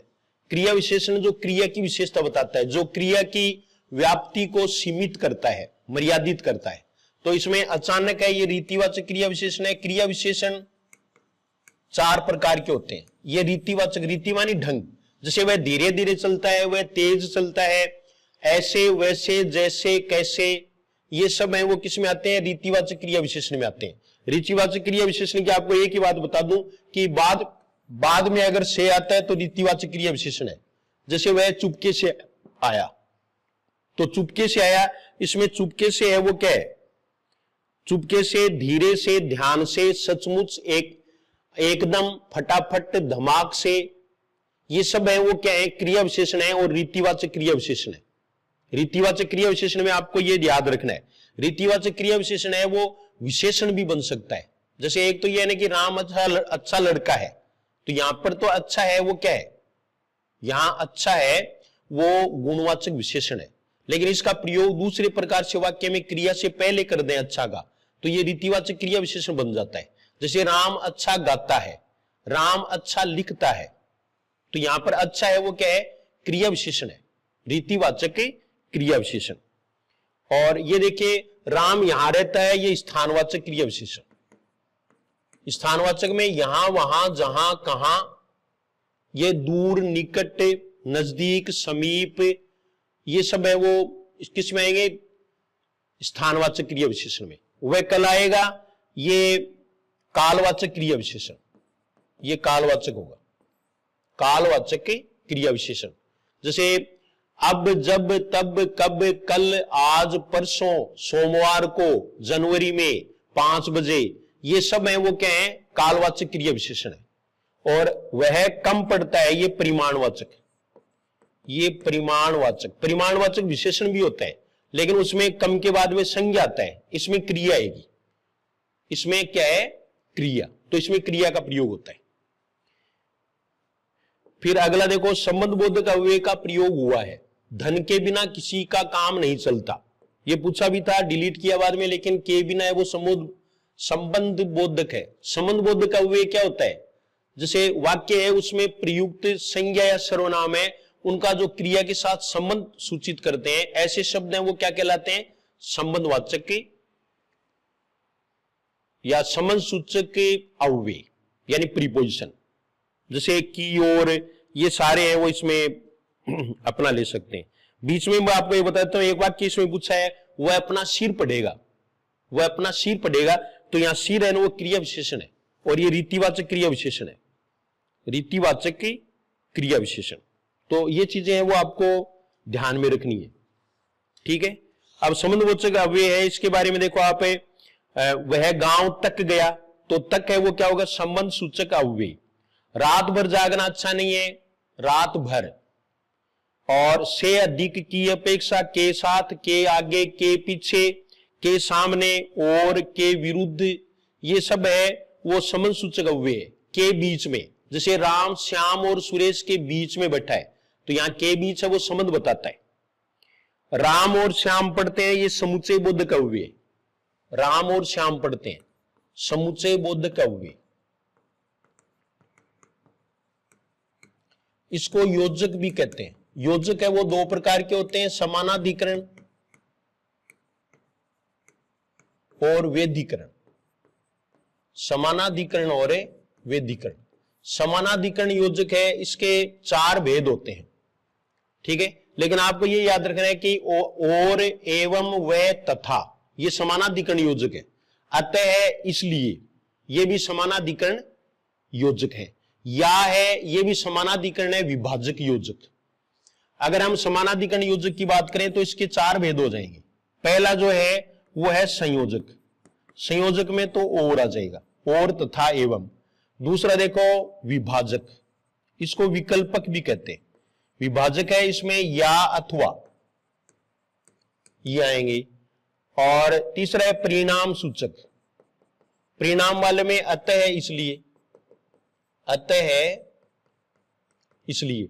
एक है विपरीत अर्थ वाला या विरोध सूचक, तो विरोध सूचक है, इसमें ये आ जाएंगे किंतु, परंतु, अपितु, किंतु, परंतु, लेकिन, बल्कि, अपितु, ये विरोध सूचक में आ जाएंगे। ये चार भेद है वो समानाधिकरण योजक के होते हैं। समानाधिकरण योजक वो होता है जो दो प्रधान उपवाक्यों को जोड़ता है। ये हम डिटेल से वाक्य वाले टॉपिक में पढ़ेंगे। दूसरा देखो वेदीकरण योजक है, ये एक प्रधान और एक आश्रित उपवाक्य को जोड़ने वाला होता है। इसके भी चार भेद होते हैं, जिसमें पहला है वो कारणवाचक होता है। कारणवाचक है, इसको हेतुक भी कहते हैं, इसमें क्योंकि होते हैं। दूसरा है वो स्वरूप सूचक होता है। स्वरूप वाले में की अर्थात मानो, की अर्थात मानो, यानी, ये स्वरूप सूचक होते हैं। और तीसरा है वो है उद्देश्य सूचक। उद्देश्य में होगा ताकि, इसलिए की। देखो वो जो है ना वो अकेला इसलिए है, और ये इसलिए की, ये जो है ना वो उद्देश्य सूचक होता है। और एक सबसे इंपॉर्टेंट होता है वो संकेतवाचक। संकेत है वो हिंदी में शर्त को कहते हैं, तो इसमें संकेतवाचक है, इसमें यदि, यद्यपि, यदि, यद्यपि, ये संकेतवाचक। ये चार भेद हैं वो किसके होते हैं, वेदीकरण योजक के होते हैं। फिर हाय, अब मैं क्या करूं, ये विस्मयादि बोधक है। विस्मयादि बोधक, ठीक है। जिसमें हाय है वो शोकवाचक है। इसमें अलग अलग चार जो है वो याद रख लो। जैसे हर्ष सूचक है, जिसमें आहा, आहा, शाबाश, वाह है, ये क्या है, हर्ष सूचक है। और हाय, हे राम, ये क्या है, शोक सूचक है। और दूसरा है जैसे ओहो, ये क्या है, विस्मय सूचक है। छिए, दूरे, धत्ते, ये जो है वो तिरस्कार सूचक में आते हैं। तो इस प्रकार से ये चार ही ध्यान में रख ले, ठीक है। और इसके बाद में देखो, राम कल ही जाएगा, ये ही है वो निपात है, जो मैं आपको पांचवां अव्यय का भेद बता रहा था। ये पूर्ण अव्यय नहीं माना जाता, निपात, ठीक है। इसमें भी जैसे ही आ गया, भी आ गया, भर आ गया, तक आ गया, तो आ गया, ये पांच ही पर्याप्त है। इसमें ऐसे अन्य और लेते हैं जैसे जी, नहीं, हां, सच, एकदम, बिल्कुल, ये सब है, केवल, मात्र, लगभग, काश, क्या, क्या कौन सा, जैसे क्या तुम घर जाओगे, तुम घर जाओगे क्या, ये दोनों निपात है। और तुम क्या करते हो, ये प्रश्नवाचक के सर्वनाम है, ये प्रश्नवाचक सर्वनाम होगा। ये दोनों में आपको अंतर ध्यान में रखना है। निपात है वो शुद्ध अव्यय नहीं होते, और निपात है इनको अवधारक भी कहते हैं। निपात है वो पूरे वाक्य का अर्थ बदलने की क्षमता रखते हैं। जैसे मैं ही अंग्रेजी पढ़ सकता हूं, इसका तात्पर्य क्या है कि मेरे अलावा कोई अंग्रेजी नहीं पढ़ सकता, अर्थ बदल गया। दूसरा ही को चेंज करते ही अर्थ बदल जाएगा। यानी जहां निपात का प्रयोग होगा तो ये पहले वाला जो भी पद है उसको अर्थ बल प्रदान कर देता है। जैसे मैं अंग्रेजी ही पढ़ सकता हूं, यहां अंग्रेजी शब्द है, इस पर निपात है, तो ये निपात की बात होगी। इसके बाद में अगला प्रश्न देखो, इसमें ये देखिए आप अगला प्रश्न, तो अगला प्रश्न है वो किससे संबंधित है, भाववाचक संज्ञा शब्द का निर्माण विशेषण से हुआ है, तो इसमें उत्तर हो जाएगा शिष्टता, ठीक है। तो इसका भाववाचक संज्ञा शब्द का निर्माण 5 प्रकार से होता है। इसमें पहला है वो जातिवाचक संज्ञा, जातिवाचक संज्ञा, ठीक है। जैसे इसमें पुरुषत्व है। इसके अलावा देखो, जैसे मित्र से क्या बना, मित्रता, राष्ट्र से क्या बना, राष्ट्रीय, ये सब है वो किससे बने हुए हैं, ये जातिवाचक संज्ञा से। जैसे लड़का से लड़कपन, स्त्री से स्त्रीत्व, व्यक्ति से व्यक्तित्व, बच्चा से बचपन। ऐसे ही सर्वनाम से ममता, ये देखो आप, ऐसे जो आप है उससे क्या बनेगा, आपा। अहम से अहंकार, ये सब किससे बने, सर्वनाम से। जैसे स्व से स्वत्व, निज से निजता, अपना से अपनापन, ये सर्वनाम से बनने वाले भाववाचक संज्ञा शब्द हैं। और ये विशेषण से बनने वाले बहुत सारे हैं, जैसे सुंदर से सुंदरता या फिर सौंदर्य, ये सब आ जाएंगे। इसमें सभी जो है जैसे कठिन से काठिन्य या कठिनता, मिठास, सरलता, वीरता, मूर्खता, बुद्धिमानी, हरियाली, हरा से क्या बना, हरियाली है वो भाववाचक की संज्ञा है। फिर ये देखिए आप गिरावट, गिरावट है वो गिरना क्रिया से बनी, तो ये क्रिया से निर्माण हो गया। ये 4 तो हो ही गए। एक है वो अव्यय से होता है। अव्यय से का मतलब जैसे समीप अव्यय है तो सामीप्य या समीपता, ठीक है, या निकटता या नैकट्य, निकट जोड़िए नैकट्य, ठीक है। तो ये अव्यय से, तो इस प्रकार से भाववाचक संज्ञा शब्दों का निर्माण 5 प्रकार से हुआ, जिसमें जातिवाचक संज्ञा से, सर्वनाम से, विशेषण से, क्रिया से और अव्यय से। ये निर्माण आपको ध्यान में रखने। दूसरा देखो, किस विशेषण शब्द की रचना संज्ञा शब्द से हुई। गुणवाचक विशेषण शब्द है उनका निर्माण भी 4 प्रकार से होता है। तो इसमें पूछा है किस विशेषण शब्द की रचना संज्ञा शब्द से हुई, तो राष्ट्र से राष्ट्रीय बना, तो ये संज्ञा शब्द से, ठीक है। राष्ट्र से राष्ट्रीय संज्ञा शब्द से बनने वाले हैं, उनमें हम ले सकते हैं जैसे स्वर्ण से स्वर्णिम, रंग से रंगीन, दया से दयालु, झगड़ा से झगड़ालू। और ऐसे ही मेरा है वो सर्वनाम से बनाया, ये बनाया बनाया है। जैसे मेरा मैं से बना, मैं में एरा जोड़ने पर मेरा, ये आप सीनियर वाली किताब में दे सकते हो। तुम से तुम्हारा, ये सर्वनाम से, तो ये संज्ञा से हो गया। दूसरा है वो सर्वनाम से हो गया, सर्वनाम से। तीसरा है वो क्रिया से हो गया, और ये अव्यय से हो गया। इस प्रकार से विशेषण शब्दों का निर्माण है वो 4 प्रकार के शब्दों से होता है। ठीक है, तो इसमें आप देखो क्रिया से होने वाला है वो झगड़ालू है, वो क्रिया में लेंगे, इसमें संज्ञा में नहीं लेंगे। रचित होता है, ये लुटेरा है, ये क्रिया से बनने वाले हैं। भीतरी, पिछला, अगला, करीबी, ये भी किससे हैं? ये अव्यय से बनने वाले हैं। ये आपके 9 जो टॉपिक हैं वो हमने बहुत कम प्रश्नों में कंप्लीट कर लिए। किस विकल्प में सभी शब्द पुल्लिंग हैं? ये देखो अब जो छोटे छोटे टॉपिक हैं, व्याकरणिक कोटियां हैं, वो सिलेबस में है, एसआई में भी खूब है, सामान्य हिंदी में इस पर प्रश्न पूछा ही जाता है। तो आप इनको ध्यान से सुने और इनको थोड़ा समझें भी, उस हिसाब से आपको तैयारी करनी है। ठीक है, हाँ, और ये आपको मैंने बता दिया कि आप जीएस हिंदी क्लासेज को निश्चित रूप से सब्सक्राइब कर लें और दूसरे से सब्सक्राइब कराएं। राधिका टेस्ट सीरीज है, वो फर्स्ट ग्रेड की टेस्ट सीरीज है, फर्स्ट ग्रेड की जो तैयारी कर रहे हैं वो राधिका टेस्ट सीरीज ले लें। इसके लिए डेमो क्लास आप देख लें, यूट्यूब चैनल पर फर्स्ट ग्रेड के दोनों पार्ट डाले हुए हैं, जो कईयों ने देखे हैं और कईयों ने पसंद किया है, तो वो आप उसमें ले सकते हैं। और ये जो टेस्ट सीरीज हम ले रहे हैं ये सेकंड ग्रेड के लिए स्पेशली है, मैथिली टेस्ट सीरीज।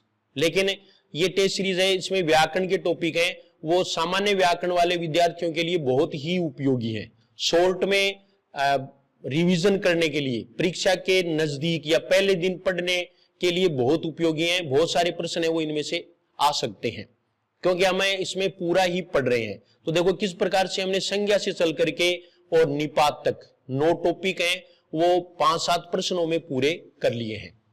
तो इस तरह से टॉपिक भी पूरा किया गया है। तो इसीलिए नीचे लिखा हुआ है, आप जो है वो टेलीग्राम है उस पर देख लें, उसमें पूरी विशेषता है वो टेस्ट सीरीज की लिखी हुई है। और उसमें आप ये भी देखें और एक कमेंट भी करें। आप पढ़ें, पढ़ने के बाद में कमेंट भी करें। कमेंट करने से क्या होता है कि आपकी पढ़ाई है वो अच्छी होती है, कोई दूसरा भी उसका जवाब दे देता है। लेकिन कंटेंट है वो कमेंट अगर आप करें तो वो अनर्गल नहीं हो, बल्कि वो ढंग से आपको ध्यान में रखना है, एकदम से सटीक हो, औरों के लिए उपयोगी हो और खुद के विचार हैं वो भी लोगों को अच्छे लगे, इस तरह का कमेंट। ये टेस्ट सीरीज आपको कैसी लगी, ये सब बातें हैं वो आप उसमें कमेंट करके लिख सकते हैं। तो अब देखो किस विकल्प में सभी शब्द पुल्लिंग है? तो युवक, सोमवार, चैत्र, चावल, ये सब के सब हैं वो क्या है? पुल्लिंग है। हिंदी, यमुना, मानसरोवर, अमावस्या, ये सब स्त्रीलिंग है। दूसरा देखो कोयल, गिलहरी, मक्खी, तितली, ये सदैव स्त्रीलिंग, सदैव स्त्रीलिंग। इनका अगर पुल्लिंग बनाना होता है तो हम इनसे पहले नर का प्रयोग करेंगे, जैसे नर कोयल या नर मक्खी, नर तितली। ठीक है, कौवा, गिद्दड़, उल्लू, ये सदैव पुल्लिंग में प्रयुक्त होते हैं, लेकिन लीची है वो स्त्रीलिंग में, इसलिए ये उत्तर नहीं होगा। लीची है वो क्या है? स्त्रीलिंग है। तो यहां उत्तर ये हो जाएगा। तो यहां आपको लिंग में आपको ध्यान रखना है कि लिंग का शाब्दिक अर्थ है वो लक्षण होता है या चिन्ह होता है। शाब्दिक अर्थ लिंग का क्या है? चिन्ह है। चिन्ह है वो शाब्दिक अर्थ है, ये आपको ध्यान में रखना है। ठीक है, तो इसमें जैसे पानी, दूध, सोना, ये पुल्लिंग शब्द है। और धातुओं में चांदी है वो स्त्रीलिंग शब्द है। आम, अमरूद, ये सब क्या है? पुल्लिंग है। लेकिन इमली है वो क्या है? स्त्रीलिंग है। हाथ, पैर, ये हमारे शरीर के अंग है वो प्राय पुल्लिंग होते हैं, लेकिन नाक और सांस ये स्त्रीलिंग होते हैं। जनवरी, मई और जुलाई, ये 3 महीनों के नाम स्त्रीलिंग होते हैं, बाकी पुल्लिंग होते हैं। हमारे वाले जो महीने हैं चैत्र, आषाढ़, ये सारे, बैसाख, ये सब पुल्लिंग होते हैं। माला और अंगूठी है वो स्त्रीलिंग है। ठीक है, ससुराल और ननिहाल ये स्त्रीलिंग होते हैं, जबकि टिकट और बुखार ये पुल्लिंग होते हैं। एकांकी और व्याकरण पुल्लिंग शब्द है। अच्छा एकांकी, अच्छा व्याकरण, इसको हमें स्त्रीलिंग में प्रयुक्त करते हैं, लेकिन ये पुल्लिंग होते हैं। जैसे अदरक है, ये हमें स्त्रीलिंग में प्रयुक्त करते हैं, लेकिन ये पुल्लिंग होता है। जैसे अदरक अच्छा है, अदरक ताजा है। ठीक है, और भेड़, मैना, मछली, मकड़ी, छिपकली, जोंक, ये भी सदैव स्त्रीलिंग में प्रयुक्त होने वाले शब्द हैं। भेड़, मैना, मछली, मकड़ी, छिपकली और जोंक। इसके अलावा सदैव पुल्लिंग में प्रयुक्त होने वाले शब्द हैं, जैसे मच्छर है, खटमल है, गैंडा है, जिराफ है, बगुला है, लंगूर है, खरगोश है, मगरमच्छ तो पूछा ही था। तो ये सब है वो सदैव पुल्लिंग में प्रयुक्त होने वाले हैं। इनका स्त्रीलिंग बनाने के लिए इससे पहले मादा शब्द का प्रयोग होता है। जैसे मगरमच्छ का स्त्रीलिंग मादा मगरमच्छ। तो सदैव स्त्रीलिंग में, सदैव पुल्लिंग में प्रयुक्त होने वाले शब्द हैं वो इसमें प्रयुक्त होते रहते हैं। फिर अगला प्रश्न देखिए, किस विकल्प में सभी शब्द उभयलिंगी है? उभयलिंगी का मतलब कि वो स्त्रीलिंग भी है और पुल्लिंग के लिए भी प्रयुक्त हो सकते हैं। तो इसमें पदों के नाम होते हैं, राजदूत, प्रधानमंत्री, सचिव, सभापति। ये सब क्या है? उभयलिंगी है। जैसे डाकिया है वो क्या है? उभयलिंगी। पटवारी है वो क्या है? उभयलिंगी। ये उभयलिंगी शब्द है। जैसे डॉक्टर है वो क्या है? उभयलिंगी शब्द। राष्ट्रपति है वो क्या है? उभयलिंगी है। मंत्री उभयलिंगी, प्रधानमंत्री उभयलिंगी, इंजीनियर या अभियंता भी उभयलिंगी, फोटोग्राफर, रिपोर्टर, ये सब क्या है? उभयलिंगी शब्द है। और फिर देखो आप, बचपन, ममत्व, पछतावा, बुढ़ापा, ये सभी हैं वो पुल्लिंग शब्द है। ये पुल्लिंग है, ठीक है। तो इसमें प्रत्यय का भी ध्यान रखना है, पन, त्वे, आवा, आपा, ठीक है। इनका उभयलिंगी से कोई मतलब नहीं है। आप ये समझ लें कि ये भी उभयलिंगी है, लेकिन इसमें उत्तर ये नहीं होगा। तो ये प्रत्यय जहां भी प्रयुक्त होते हैं वो शब्द पुल्लिंग होते हैं। घबराहट, आहट हो गया, आवट हो गया, आई हो गया, ता हो गया, ये स्त्रीलिंग है। ये शब्द क्या है? स्त्रीलिंग। ये हमेशा स्त्रीलिंग में प्रयुक्त होते हैं, ये पुल्लिंग में प्रयुक्त होते हैं। उभयलिंग में केवल ये प्रयुक्त होते हैं। नदी, नहर, झील, पृथ्वी, ये भी स्त्रीलिंग है। ये भी क्या है? स्त्रीलिंग शब्द है। तो ये आपको ध्यान में रखना है। जैसे मिलाप, आ प्रत्यय आ जाए, आटा प्रत्यय आ जाए, सन्नाटा, एरा, लुटेरा। ओई में देखो बहनोई, नंदोई, ये पुल्लिंग प्रत्यय है। वान और मान भी क्या है? पुल्लिंग प्रत्यय है। इसमें आस है वो स्त्रीलिंग मानना है आपको। मिठास, जैसे आम में मिठास होती है, ये शुद्ध माना जाएगा। हम ज्यादातर पुल्लिंग का प्रयोग करते हैं। इमा है वो स्त्रीलिंग है। ती लाग जाओ वो स्त्रीलिंग हो, व्यक्ति को छोड़ करके। और इसमें इन, आइन, नी, इन्नी, आनी, आरी, दारी, वती, मती, ये स्त्रीलिंग प्रत्यय हैं जो हम प्रत्यय में आगे पढ़ेंगे। फिर नेक्स्ट देखो, पुल्लिंग स्त्रीलिंग की दृष्टि से गलत युग्म है। तेली से तेलिन होता है, सही है। गुरु से गुरुआइन होता है, जैसे पंडित से पंडिताइन। लेकिन भेड़िया से भेड़ नहीं होता। भेड़िया का स्त्रीलिंग है वो भेड़ नहीं है। भेड़िया है वो सदैव पुल्लिंग में प्रयुक्त होने वाला शब्द है। भाट से भाट नहीं होता है। तो ये इस तरह का प्रश्न है वो भी इसमें पूछा जा सकता है। जैसे हाथी से हाथीनी नहीं होता, हथीनी होता है। रूपवान से रूपवती है, उपदेशक से उपदेशिका है, पुस्तक से पुस्तिका है, साधु से साध्वी बनेगा। बादशाह का रानी नहीं होगा, बेगम होगा। जिस भाषा का शब्द है वही होगा। जैसे पुरुष का स्त्री होगा, औरत नहीं होगा, बल्कि मर्द का औरत होगा। यह आपको याद रखना है। सम्राट का साम्राज्ञी नहीं होगा, सम्राज्ञी होगा। और कवि का कवयित्री, ये सामान्य पेपर में तो पूछ ही लेते हैं, शुद्ध लिखना भी ध्यान में रखना है।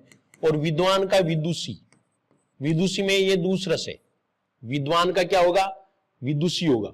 ऐसे दाता का दात्री, ये त्री लगाते हैं। जैसे अभिनेता का अभिनेत्री, ये स्त्रीलिंग रूप बनाने में आपको ध्यान रखना है। वर का वधु होता है, ये विदुर का विधवा होता है, पुरुष का स्त्री होता है, क्षत्रिय का क्षत्राणी होता है। यानी ये स्त्रीलिंग और पुल्लिंग है वो आप किसी भी व्याकरण की किताब में देख लेना। बाकी इसको ये रटने की चीज नहीं है, केवल समझने की चीज है और आसानी से हमें कॉमन सेंस के आधार पर ये कर सकते हैं। नेक्स्ट प्रश्न देखो,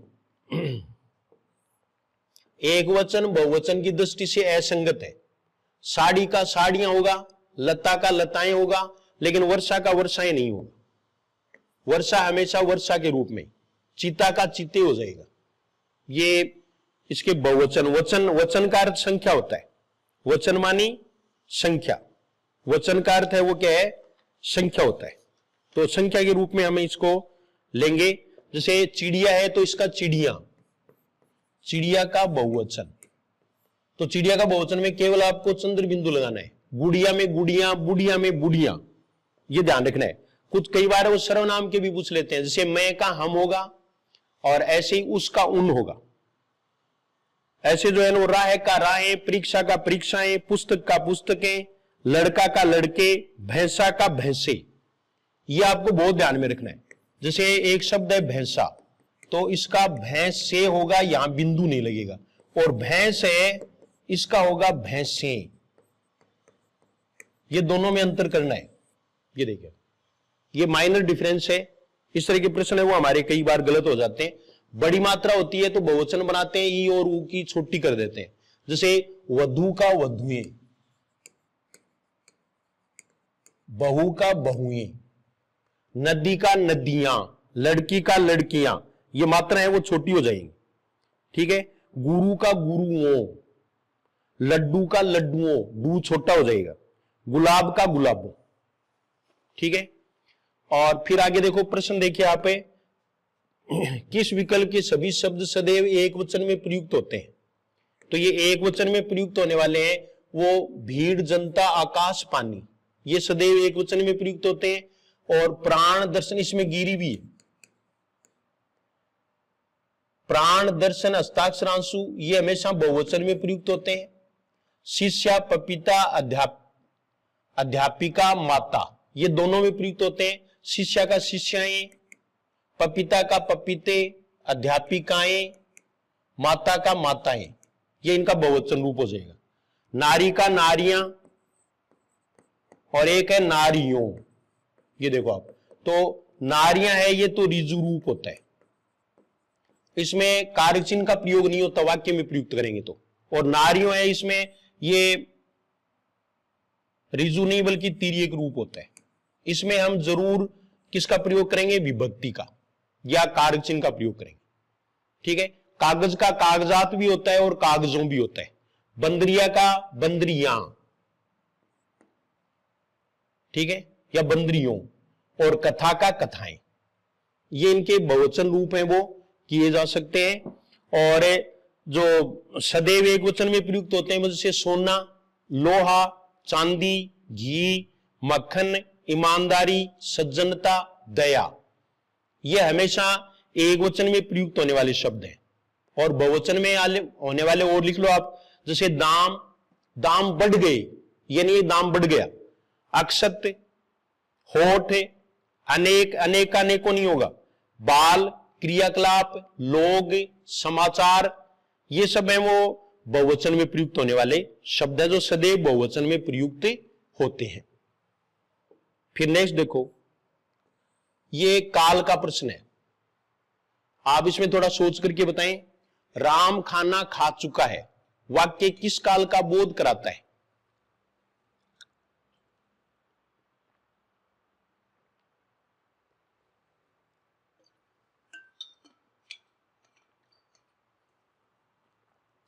राम खाना खा चुका है, तो इसमें ये देखो काल क्रिया का वह रूप जो हमें कार्य करने या होने के समय का बोध कराता है उसे हम काल कहते हैं। काल का संबंध क्रिया से ही होता है। तो ये खाना खा चुका है, वह अंग्रेजी में तो ये प्रेजेंट परफेक्ट टेंस है, लेकिन हिंदी में ये भूतकाल का हुआ, भूतकाल का। इसमें तीन काल होते हैं, तो भूतकाल है उसमें आप देखो, भूतकाल में आगे भेद आ रहा है तो मैं बता देता हूं। अगले प्रश्न में देखो, अपूर्ण भूत का उदाहरण है। अपूर्ण का मतलब कंटिन्यूअस होता है। अपूर्ण का मतलब क्या होता है? कंटिन्यूअस, रहा, रही, रहे, ये अपूर्ण में आते हैं। और भूत है तो था आ जाएगा। तो बालक सो रहा था, यह अपूर्ण भूतकाल है। यानी रहा था, रही थी, रहे थे, ये अपूर्ण भूत आएंगे, ये पास्ट कंटिन्यूअस टेंस है। पत्र मिल गया था, ये पूर्ण भूतकाल है। पूर्ण भूतकाल में चुका था, ये भी आएंगे, जैसे चुका था, चुकी थी, चुके थे। वर्षा हुई होगी, ये संदिग्ध भूतकाल है, संदिग्ध भूतकाल। और वर्षा हुई थी, ये पूर्ण भूतकाल ही। ठीक है, भूतकाल में हम प्राय 6 भेद लेते हैं, जिसमें सामान्य भूतकाल, सामान्य भूतकाल में जैसे राम विद्यालय गया, वह यहां आया, बंदर पेड़ पर चढ़ा, यानी एक जो क्रिया है उसका ये रूप जहां भी होगा वो सामान्य भूतकाल होगा। ठीक है, एक अकेला था, थी, आए, तब भी हो जाएगा, जैसे राम अध्यापक था, ये सामान्य भूतकाल है। ठीक है, और उसके बाद में देखो पूर्ण भूतकाल है, इसमें था लग जाएगा, जैसे गया था, आया था, चढ़ा था, ये पूर्ण भूतकाल है। अपूर्ण भूतकाल में रहा था, रही थी, ये हो ही जाएंगे।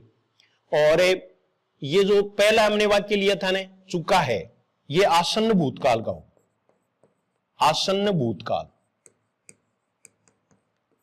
आसन्न भूतकाल में जैसे मैंने काम कर लिया है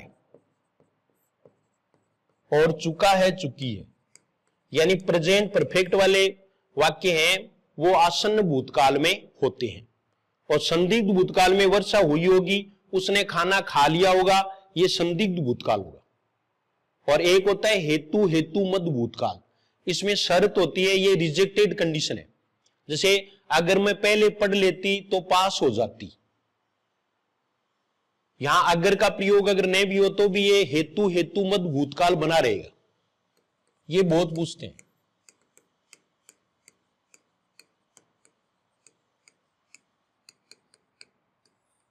इसमें यदि अगर का प्रयोग होता है या इसका अर्थ होता है। ठीक है, यदि वर्षा समय पर हो जाती तो फसल नष्ट नहीं होती, ये किसमें होगा? हेतु हेतु मद भूतकाल में।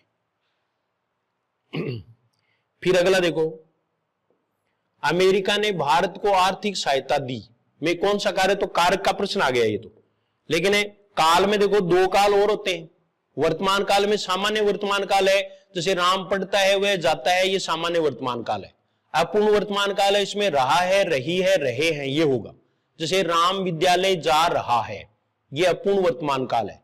और संदिग्ध वर्तमान काल है, इसमें वह यहां आता होगा, वह इस समय पढ़ रहा होगा, ये क्या है? संदिग्ध वर्तमान काल। और भविष्यत काल है, इसमें सामान्य भविष्यत काल है, इसमें तो अंत में मुख्य क्रिया के अंत में गाग्यगी होगा, मुख्य क्रिया के अंत में। जैसे राम विद्यालय जाएगा, हरि अब पढ़ेगा। और संभाव्य भविष्यत काल है, उसमें शायद और संभव शब्द का प्रयोग होता है, और इसका आपको ध्यान रखना चाहिए। जैसे शायद राम कल शाम तक आ जाए, यहां आ जाएगा है, अगर ये कर दिया तो गलत हो जाएगा। ठीक है, राम शाम को आ सकता है, यह भी संभाव्य भविष्यत काल है। तो काल वाले आपके पूरे हो गए। फिर ये देखो कारक, तो भारत ने, अमेरिका ने भारत को आर्थिक सहायता दी, देना अर्थ में संप्रदान, ये संप्रदान कारक होगा। ठीक है, कर्म कारक है, इसका चिन्ह को होता ही है। जैसे मैंने राम को पीटा, ये कर्म कारक है। ने वाला हो गई। कर्ता कारक में थोड़ा सा आपको ध्यान रखना पड़ेगा। जैसे राम ने है, वो तो और किसी का कारक चिन्ह है ही नहीं, कर्ता कारक का ही है। इसमें को भी होता है, जैसे राम को घर जाना है, ये कर्ता कारक माना जाएगा। इसमें आपको कर्ता कारक मानना है। ठीक है, बाकी की जरूरत नहीं है। और अपादान कारक है, इसके उदाहरण आगे आ रहे हैं। संबंध कारक है, इसमें का की हो गई। कारक हैं वो 8 होते हैं, संज्ञा में 8 कारक होते हैं और सर्वनाम में 7 कारक होते हैं, संबोधन कारक नहीं होता। एक दूसरी चीज आपको ध्यान रखनी है, कारक 8 होते हैं लेकिन 6 कारकों का संबंध क्रिया से होता है, 2 कारकों का संबंध क्रिया से नहीं होता। एक तो संबंध कारक और एक संबोधन कारक। संबोधन कारक का वाक्य से भी कोई संबंध नहीं होता। कई बार ऐसे प्रश्न है वही पूछ लेते हैं। अगला प्रश्न देखो, अपादान कारक के संबंध में कौन सा उदाहरण सही नहीं है? तो अपादान का से होता है और ये अलग होने के अर्थ में होता है। मैं जयपुर से चला रहा हूं, ये है। सूर्य पृथ्वी से दूर है, ये है। राजीव छत से कूद पड़ा, ये भी है। सब प्राणी आंखों से देखते नहीं, आंख यहां साधन है, तो ये करण कारक है। हम नाक से सांस लेते हैं, ये करण कारक है। ठीक है, जैसे इसको आप ऐसे समझें कि मैं स्टेशन से आया, ये अपादान कारक है, और मैं गाड़ी से आया, ये करण कारक है। सीता चाकू से सेब काटती है, ये करण कारक है। ठीक है, डर लगने के अर्थ में जिससे डरते हैं उसमें अपादान कारक होगा। जैसे सीता शेर से डर गई या सीता शेर से भीत हुई, तो यहां से है वो अपादान कारक होगा। और दूसरा हम पढ़ते ही हैं, जैसे पेड़ से पत्ता गिरा, यहां पेड़ से, लेकिन पत्ता को अंडरलाइन कर दें तो ये कर्ता कारक होगा। तो ये कारकों का आपको ध्यान रखना है। एक कर्म और संप्रदान में अंतर ध्यान में रखना है। जैसे सेठ जी ने नौकर को कंबल दी, यहां को है वो संप्रदान कारक का उदाहरण है, कर्म कारक का उदाहरण नहीं है। क्या और किसे प्रश्न होता है, क्या का उत्तर है वो कर्म कारक होता है, जबकि किसे का उत्तर है वो संप्रदान कारक होता है। अगर दोनों प्रश्न एक साथ हो तो। इसके बाद में देखो, किस कर्म में करण कारक नहीं है? लड़का छत से गिर पड़ा, यह अपादान है।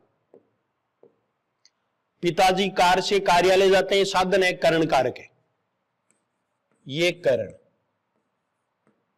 दूसरा देखो, बाजार में पैसे से सामान खरीदा, ये भी करण है। प्राचार्य ने यह आदेश चपरासी के द्वारा भिजवाया, ये भी करण है। तो इसमें उत्तर हो जाएगा लड़का छत से गिर पड़ा।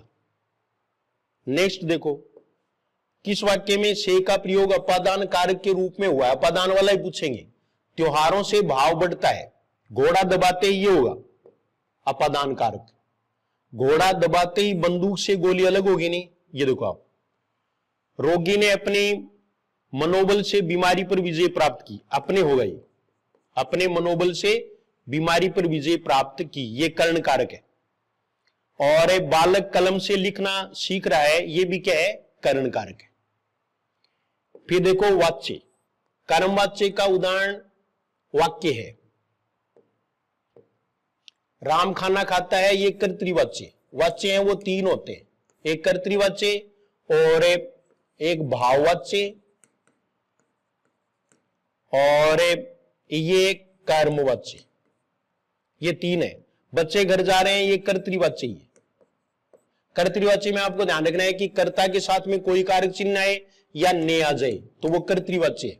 वैसे भी अगर वाच्य के बारे में आप पूरा पढ़ना चाहे तो इसी YouTube चैनल पर जीएस हिंदी क्लासेस पर आपको वाच्य का एक पूरा वीडियो मिलेगा, उसमें आप सर्च कर सकते हैं, वाच्य का पूरा वीडियो मिलेगा, पूरा आप देख सकते हैं।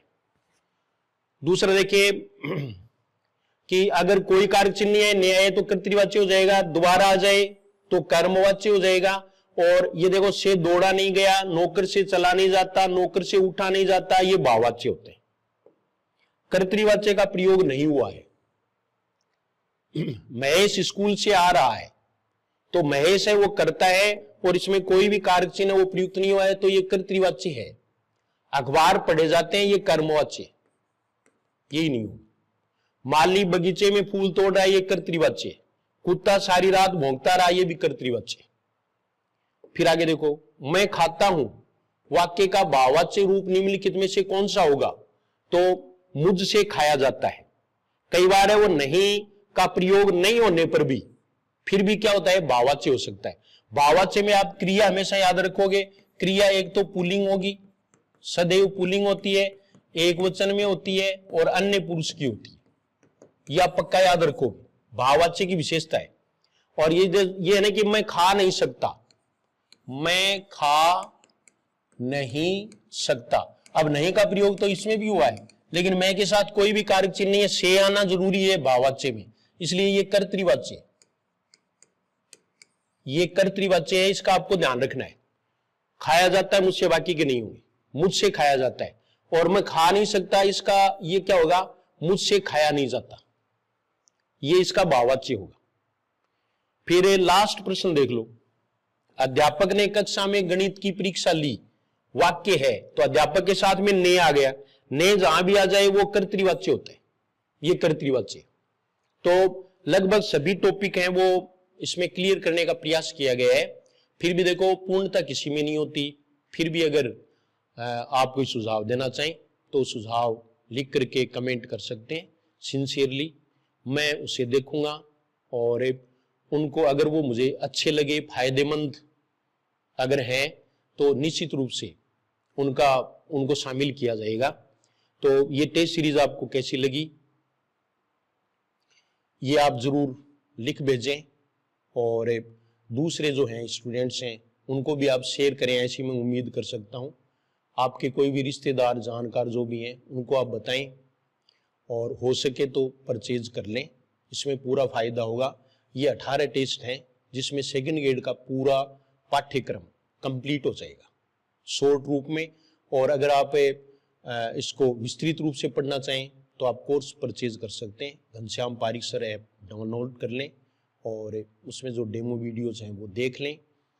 तो क्योंकि कोई हमें आजकल ऑनलाइन पढ़ते हैं तो किसी का कोर्स तो खरीदते ही हैं, तो मेरी समझ में हिंदी के सिलेबस में ये सबसे कम रेट वाली जो है वो ऐप है जिसमें आपको कम रेट में ही कोर्स है वो उपलब्ध हो जाएगा।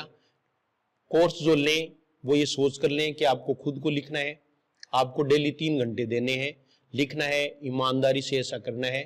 अगर कोई दिक्कत आए ऐप लेने में और है तो इस पर जो नंबर है वो इसमें दिए हुए हैं 70 14 91 92 25, इस पर आप कांटेक्ट कभी भी कर सकते हैं। तो आपने ये सिलेबस नहीं बल्कि ये वीडियो है वो अच्छी तरह से देख लिया होगा और आपने सोच भी लिया होगा कि कम समय में पाठ्यक्रम कैसे पूरा किया जाता है, कॉम्पीट कैसे करते हैं, हम प्रतिस्पर्धा में बने कैसे रह सकते हैं। इसके दोनों कारण होते हैं, बहुत धीरे धीरे सिलेबस करें तो भी आप कंपटीशन में नहीं रहोगे, स्पीड हमें कायम रखनी पड़ेगी। और दूसरी चीज मैं आपको ये बताना चाहूंगा कि हमारी नजर है वो किनारे पर नहीं बल्कि किश्ती पर होनी चाहिए कि किश्ती ढंग से चलेगी। अगर आपने सही दिशा में और सही प्रयास अगर किया तो सफलता दूर नहीं है, आपकी नौकरी लग जाएगी। सीता मैया आपकी इसमें निश्चित रूप से सहायता करेंगे। धन्यवाद।